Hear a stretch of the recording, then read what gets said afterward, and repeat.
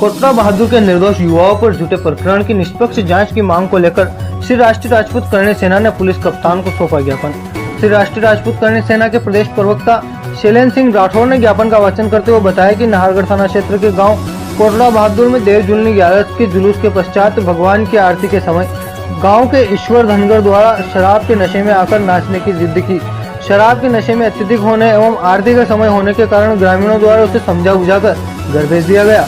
उसके बाद वह अपने साथी दशरथ सूर्यवंशी के साथ लट लेकर वापस मंदिर आया। दशरथ ने ग्रामीणों को गालियां देते हुए कहा कि मेरे दोस्तों को यहाँ नाचने से मना करने वाला कौन है।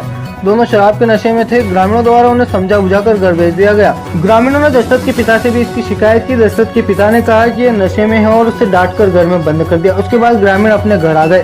रात को पुनः 12 बजे के समथिंग दशरथ सूर्यवंशी मोहर्रम के जुलूस में नाच रहा था। ग्रामीणों द्वारा देखा गया। उसके बाद वह अपने घर पर मृत अवस्था में मिला। दशरथ सूर्यवंशी किस अवस्था में इस प्रकार मिला, इसकी ग्रामीणों को कोई जानकारी नहीं है। दशरथ के घर वालों द्वारा भीम सेना नामक संगठन के साथ मिलकर नाहरगढ़ थाना पर प्रदर्शन कर दबाव बनाकर गांव के जितेंद्र सिंह एवं विजय सिंह के ऊपर हत्या का एक झूठा मुकदमा दर्ज कराया गया, जो कि पूर्णतः गलत है। थाने पर एफआईआर संख्या 0289 में नामजद शिकायत कर गांव के निर्दोष युवाओं को फंसाने का प्रयास किया जा रहा है, जबकि उनका इस कृत्य से कोई लेना देना नहीं है। इस प्रकार किसी भी संगठन के दबाव में आकर पुलिस प्रशासन निर्दोष युवाओं के ऊपर प्रकरण दर्ज किया है तो उसकी निष्पक्ष जांच होनी चाहिए।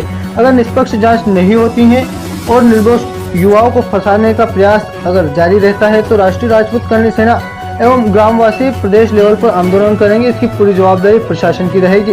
इस संबंध में आज पुलिस अधीक्षक महोदय को ज्ञापन दिया गया और निष्पक्ष जांच की मांग की गई। दो जनों द्वारा घर छोड़ दिया गया।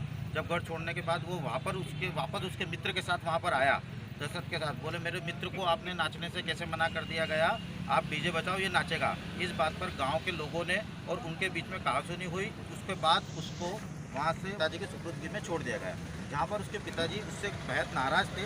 उसके पिताजी ने उसको चिल्लाया और उसको कुछ मारा पीटी करने के बाद उसको घर बिठा दिया गया। घर बिठाने के थोड़ी देर बाद जबकि 11 झूलों के बाद मोहर्रम गांव में निकाला गया, तो मोहर्रम में वो वापस सम्मिलित हुआ उसमें और मोहर्रम में उसने खूब नाचा।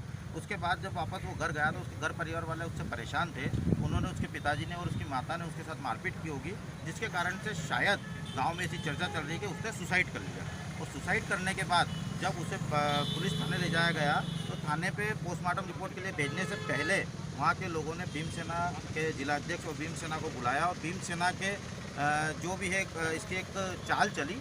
और चाल चलने के बाद भीम सेना ने वहाँ पे थाना घेराव करा और दबाव डालकर उस दो व्यक्ति जो हैं विजय सिंह और जितेंद्र सिंह, उन लोगों के खिलाफ प्रकरण दर्ज करवाया, जो कि सरासर गलत है। ये कि आगे भी पहले भी 1 वर्ष पहले वहाँ पर एक अरुण भटनागर करके व्यक्ति है, उसके खिलाफ भी भीम सेना ने प्रेशर डलवाकर निर्दोष व्यक्ति को सज़ा दिलवाई थी, जो आज भी सज़ा काट रहा है। और हम करणी सेना और हम सब लोग, सारे गांव के लोग ये चाहते हैं कि निर्दोष के साथ न्याय हो और इसकी निष्पक्ष जांच हो, और निष्पक्ष जांच में अगर वो दोषी करार है तो उसे सज़ा दें, हमें कोई आपत्ति नहीं है। धन्यवाद।